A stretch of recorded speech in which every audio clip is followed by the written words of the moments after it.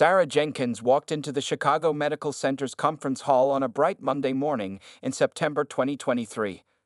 She was running late, and her heart beat faster as she tried to find the right room for the rehabilitation therapy workshop.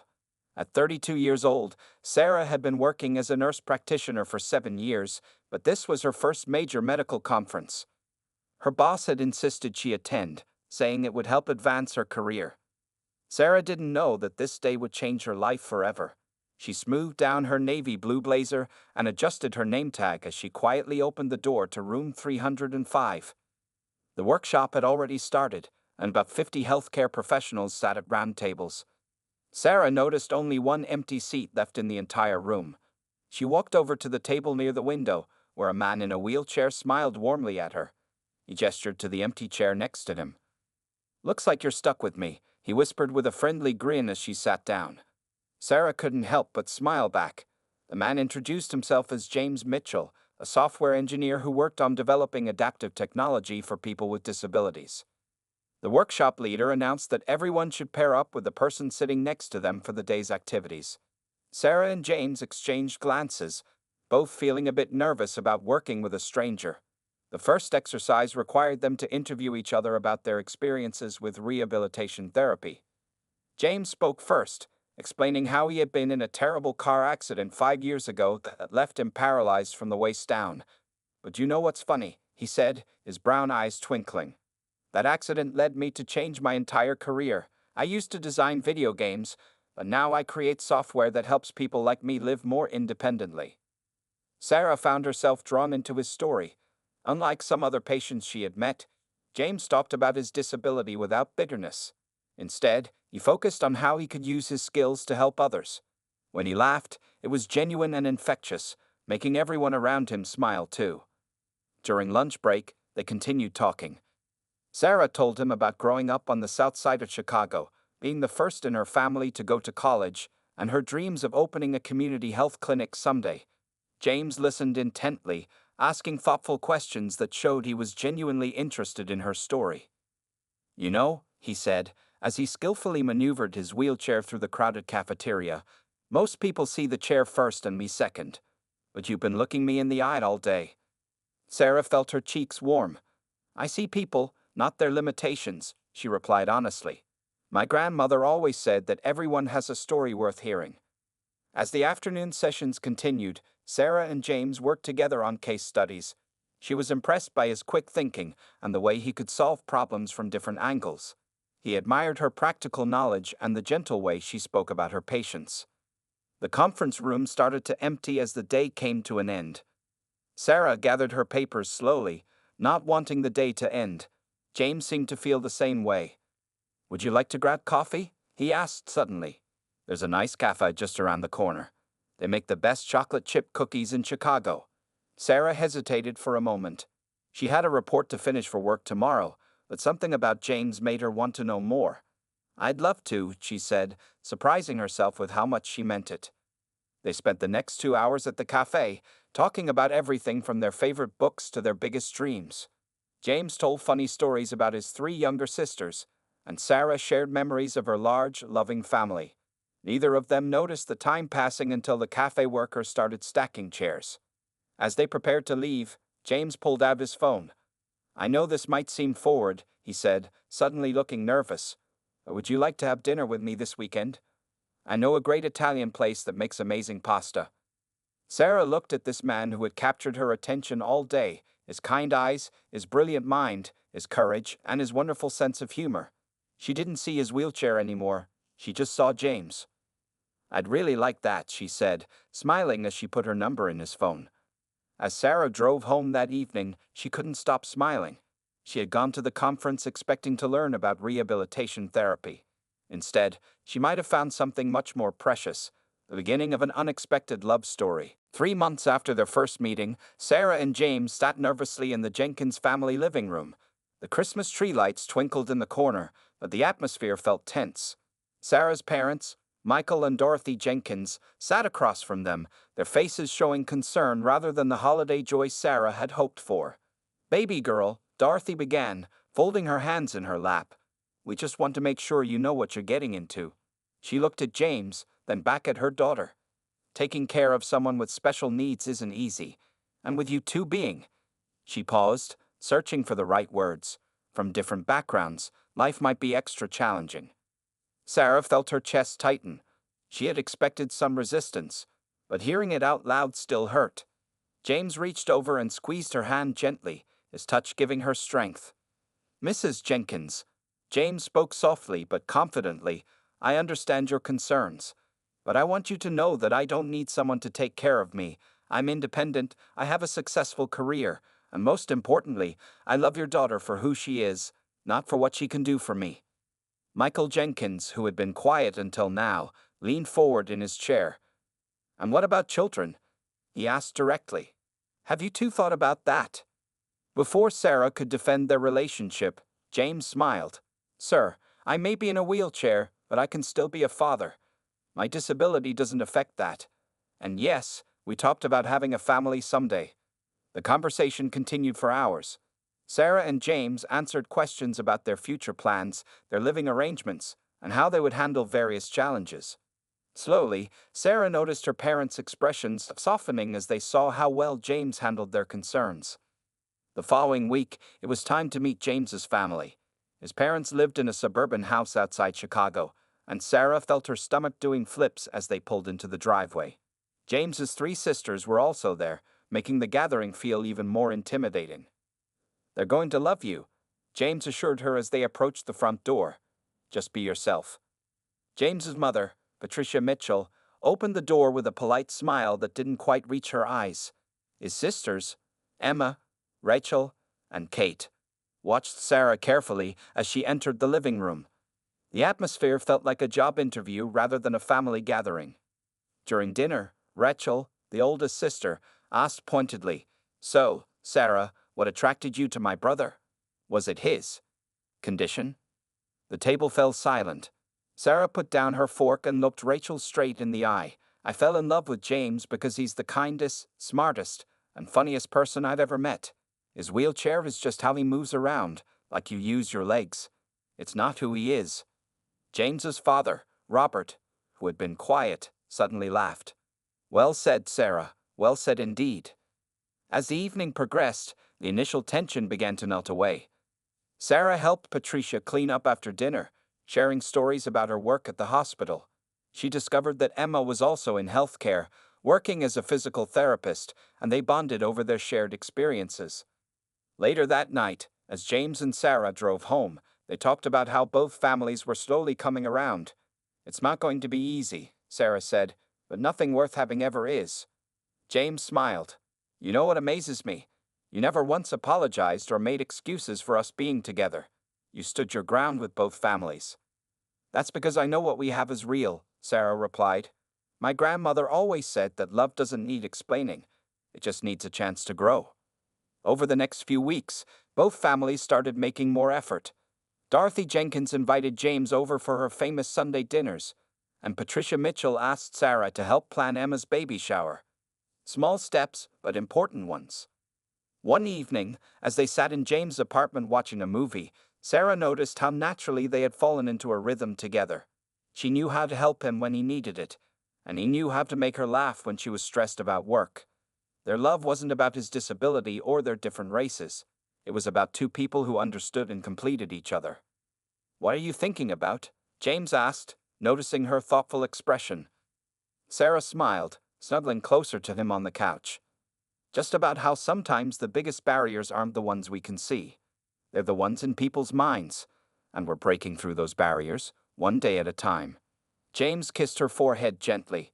"Together," he said, "we're breaking through them together." It was a warm spring evening when James surprised Sarah with an unusual request. They were sitting in his apartment, planning their wedding that was 6 months away. Sarah was going through a checklist of things they needed to organize when James cleared his throat nervously. "I want us to take dance lessons for our first dance," he said quietly, watching her face carefully for her reaction. Sarah looked up from her wedding planner, surprised. "Dance lessons?" she repeated, trying to understand. They had never discussed dancing before, and she wasn't sure how it would work with James's wheelchair. "I know it sounds crazy," James continued, his eyes bright with excitement. "But I found this instructor, Maria Rodriguez, who specializes in adaptive dancing. She works with couples where one partner has a disability. I've already talked to her on the phone. Sarah put down her pen and moved closer to James. Tell me more, she said, touched by how much thought he had put into this. The following Saturday, they arrived at Maria's dance studio. It was a bright, open space with smooth wooden floors and large mirrors covering one wall. Maria, a short woman with gray hair and kind eyes, greeted them warmly. Every couple has their own unique way of dancing, Maria had explained as she watched them. We just need to find yours. She walked around James's wheelchair, thinking, Your chair is like your legs, James. We need to make it part of the dance, not work around it. For their first lesson, Maria taught them some basic movements. She showed Sarah how to hold James's hands while moving alongside his wheelchair. James learned how to spin his chair smoothly, creating graceful circles around Sarah as she danced. At first, they were awkward and unsure. Sarah stepped on the wheels a few times, and James accidentally bumped into her legs. But instead of getting frustrated, they laughed together. Each mistake became a chance to try again to do better. Remember, Maria would say, dancing isn't about walking or standing. It's about moving together with the music. Feel the rhythm in your hearts, not just your bodies. Week after week, they returned to the studio. Slowly, their movements became more coordinated. James mastered the art of using his wheelchair to create beautiful patterns on the dance floor. Sarah learned to anticipate his movements, flowing around him like water. One day, about a month into their lessons, Maria introduced a new element. Today, we're going to try some lifts, she announced. Sarah and James exchanged confused looks.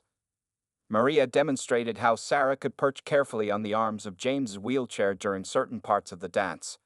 With practice and trust, James could spin them both, creating a stunning visual effect. People might not expect us to dance, James said during one of their practice sessions. But that's what makes it even more special. We're showing them that love finds its own way to dance. Their families came to watch a practice session after they had been learning for 2 months. Sarah's mother, Dorothy, had tears in her eyes as she watched them move together. James's sisters, who had been skeptical at first, cheered and clapped. Now that's what I call dancing, Maria said proudly, watching her students glide across the floor. You've created something unique and beautiful. The most challenging part was the ending of their dance. Maria suggested that Sarah should sit on James's lap for the final pose, but they kept getting the timing wrong.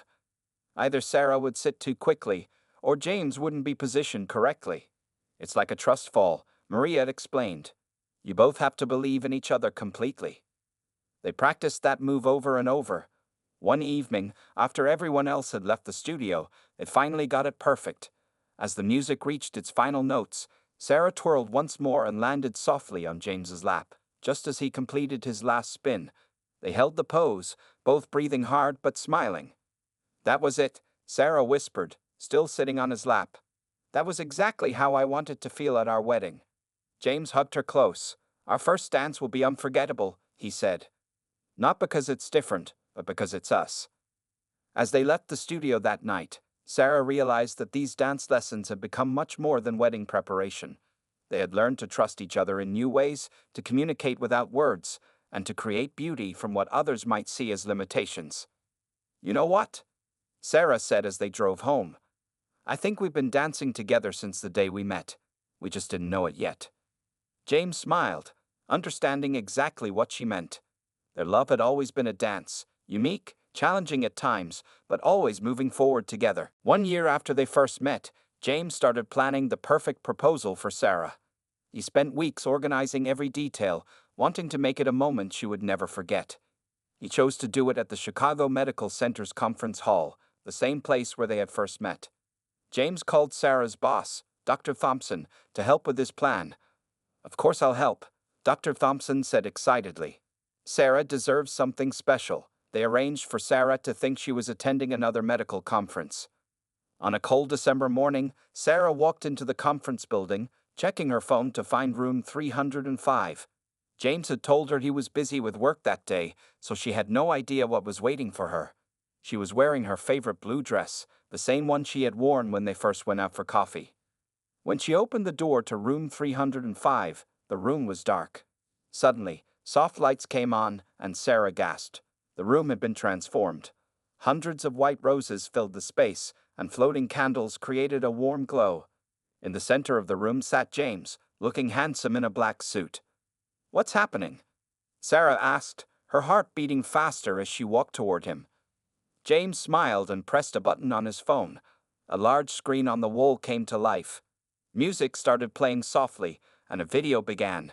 It showed clips from their year together, their first coffee date, family gatherings, dance lessons, and countless small moments they had shared. The video showed Sarah laughing at James's jokes, them cooking together in his kitchen, and James teaching Sarah how to play his favorite video games. There were clips from their dance lessons, showing how they had learned to move as one. Their families had helped collect these memories, secretly recording special moments throughout the year. As Sarah watched, tears filled her eyes. She saw the video showing how they had overcome every challenge together, the doubtful looks from strangers, the worried questions from family, and all the small victories they had celebrated. The last clip was from their first meeting in this very room, which Dr. Thompson had helped James find from the conference security cameras. It showed Sarah walking in late that day and James offering her the empty seat next to him. When the video ended, the screen showed a simple question. "Sarah Jenkins, will you dance with me forever?" Sarah turned to find James holding a small velvet box in his hands. Inside was a beautiful ring with a sapphire stone, the same color as the dress she had worn on their first date. "Sarah," James began, his voice full of emotion, "this room is where our story started. It's where I first saw your smile, heard your laugh, and felt my heart skip a beat. This past year has been the most amazing journey of my life." He took her hand in his. "People said our love would be too difficult, that we would face too many challenges, but they didn't understand that what makes us different is what makes us strong. You never saw my wheelchair as a barrier. You saw me. Just me." Sarah was crying now, but she couldn't stop smiling. James continued, "Every day with you is an adventure.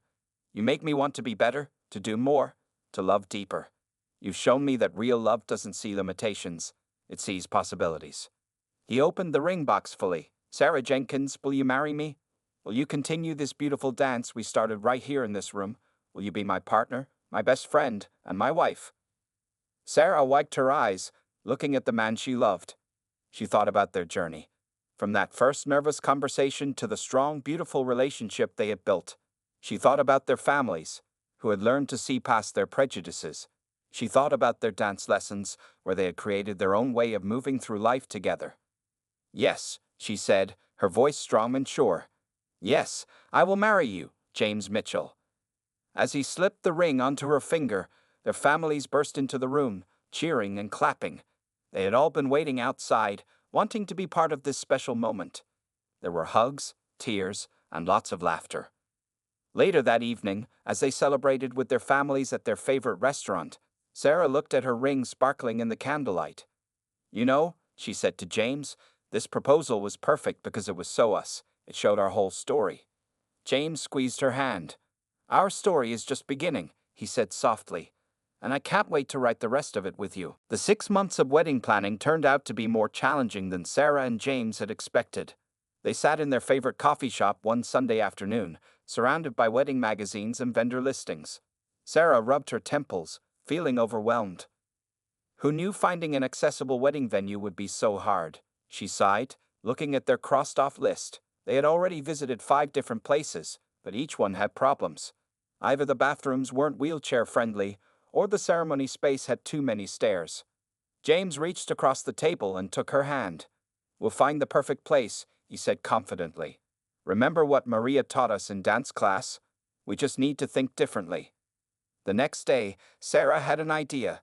She remembered the beautiful botanical garden where they often went for weekend walks. The garden had wide, smooth paths that James could easily navigate in his wheelchair. When they visited to check it out, they discovered the garden had recently built a new event space specifically designed to be accessible. "It's perfect," Sarah whispered as they looked at the glass-walled building surrounded by flowers. The venue manager, Lisa, showed them how they had installed ramps, elevators, and spacious bathrooms. There was even a special changing room for James. But finding the venue was just the beginning. When they met with the wedding cake baker, the woman kept directing all her questions to Sarah, acting as if James wasn't there. Actually, James spoke up firmly. I'm the one who loves baking. I have some specific ideas about the cake design. The baker looked embarrassed and finally started talking to both of them. They chose a beautiful design with blue and silver decorations, matching their wedding colors. Shopping for wedding clothes brought its own challenges. The first formal wear store they visited didn't have a changing room that could accommodate James's wheelchair. The salesperson suggested that Sarah should just pick something for James without him trying it on. That's not acceptable, Sarah said firmly. My fiancé deserves to feel as special in his wedding outfit as I do in mine. They found another store where the owner, Mr. Chen, went out of his way to make adjustments for James. He even modified a traditional tuxedo design to be more comfortable for someone sitting in a wheelchair. Sarah's dress shopping was emotional for a different reason. As she tried on dresses with her mother and James's sisters, she couldn't help thinking about how their families had changed. Dorothy Jenkins, who had once been so worried about their relationship, was now enthusiastically helping plan every detail. You know, Emma, James's youngest sister, said while Sarah was trying on her third dress, I've never seen my brother so happy. You two were meant to find each other. The guest list caused some tension. Some of James's relatives made excuses about not being able to attend when they received their invitations. Sarah was angry, but James remained calm. Their loss, he said simply. We'll celebrate with the people who truly support our love. One afternoon, while meeting with the wedding photographer, they faced another awkward moment. The photographer seemed unsure about how to pose them for photos. Just let us dance, Sarah suggested, remembering their lessons with Maria. She demonstrated how she and James had learned to move together. The photographer's eyes lit up, seeing the unique and beautiful way they interacted. This is going to be amazing, the photographer said excitedly. Your photos will show that true love has no boundaries. As the wedding day got closer, Sarah and James found themselves dealing with countless small details. They had to think about the height of the signing table for the marriage certificate, the width of the aisles for James's wheelchair, and how to arrange the dance floor for their first dance. But with each challenge they faced, their love grew stronger. They learned to speak up for what they needed, to find creative solutions, and to focus on what really mattered, their commitment to each other. One evening, after another long day of planning, they sat in James' apartment looking at their wedding timeline. You know what? Sarah said, smiling at James. Planning this wedding has taught me something important. It's not about having a perfect day. It's about creating a celebration that truly represents us, all of us, exactly as we are. James pulled her close and kissed her cheek, and that's exactly what makes it perfect, he replied. The morning of Sarah and James' wedding dawned clear and bright. The botanical garden was filled with the sweet scent of spring flowers, and a gentle breeze rustled through the trees. Inside the bridal suite, Sarah sat at the vanity mirror while her mother adjusted her veil. Something borrowed, Dorothy said softly, placing her own pearl necklace around Sarah's neck. The pearls had been a gift from Sarah's grandmother, who had passed away the previous year. She would have been so proud of you today, Dorothy whispered, wiping away a tear. In another room, James was getting ready with his father and best friend, Mike. His new tuxedo, specially tailored by Mr. Chen, fit perfectly. Mike helped him put on his blue tie, matching the color theme they had chosen. Nervous? Mike asked, noticing James's hands shaking slightly as he adjusted his boutonniere.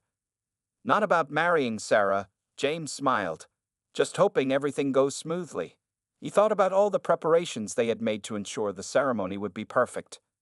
Outside, the garden staff had laid special mats over the grass, creating smooth pathways for James's wheelchair. The chairs were arranged in a semicircle, leaving wide aisles for easy movement. White and blue flowers decorated every corner, and soft music played through hidden speakers.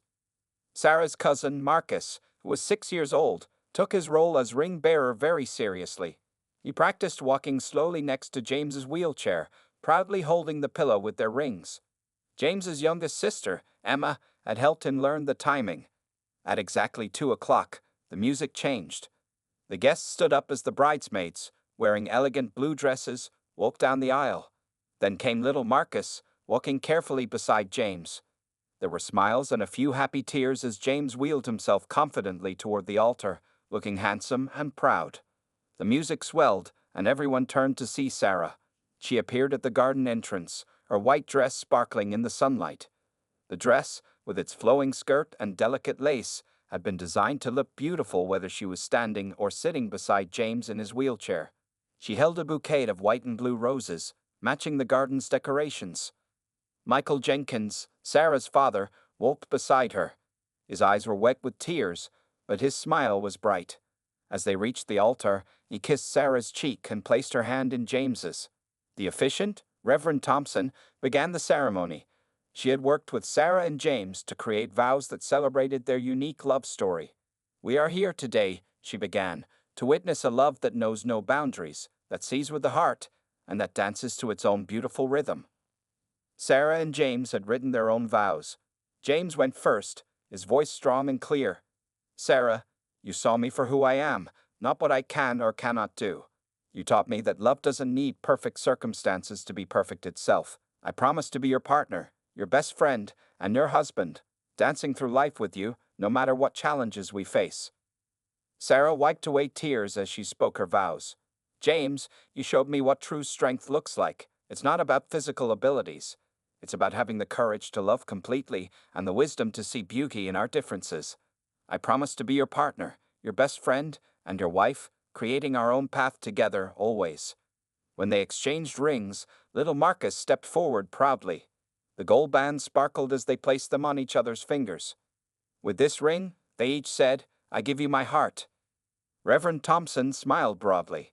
"By the power vested in me, I now pronounce you husband and wife. You may kiss the bride." Sarah leaned down as James reached up, their lips meeting in a sweet, perfect kiss. The garden erupted in cheers and applause.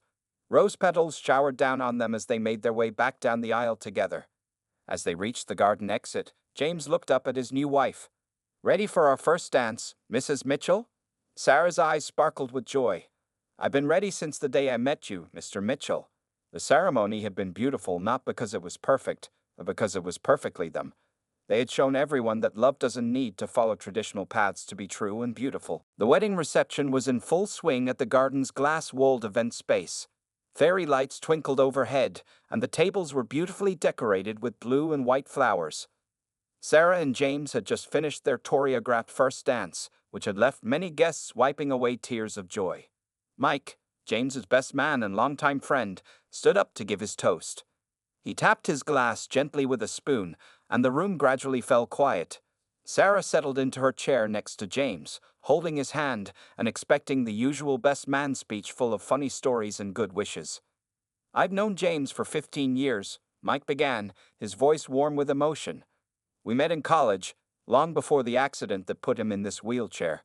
But I'm not here to talk about what James lost that day. I'm here to talk about what he gained, not just Sarah's love, but something else that very few people in this room know about."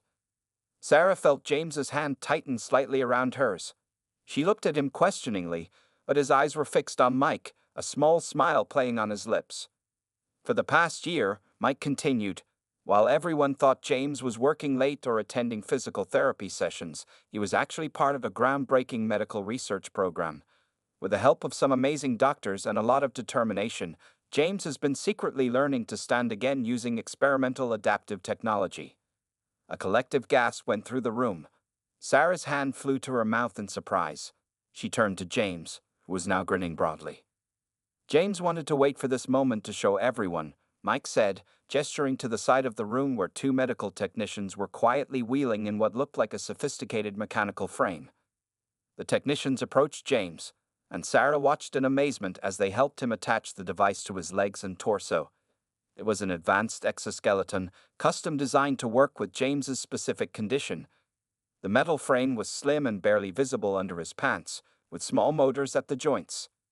"Sarah," James said softly, looking up at his new wife, "I wanted to give you something special today. I wanted to share our first standing embrace as husband and wife." Tears streamed down Sarah's face as she watched the technicians make final adjustments. The room was completely silent, everyone holding their breath. James took a deep breath and pressed a button on the control panel attached to his wheelchair. Slowly, steadily, the exoskeleton whirred to life. With the support of the frame and his own upper body strength, James began to rise from his wheelchair. Sarah stood with him, her hands hovering nearby but not touching, letting him do this on his own. After what seemed like an eternity, it was probably only a minute. James was standing at his full height. He was taller than Sarah had imagined, standing just over 6 feet. Their eyes met at the same level for the first time, and they both broke into tearful smiles. "Hi," James whispered, reaching out to cup her face with his hand. "Hi yourself," Sarah replied through happy tears. Then, in front of all their family and friends, James and Sarah shared their first standing embrace. The room erupted in applause and cheers. There wasn't a dry eye in the house. Even the photographers were wiping away tears as they captured the moment.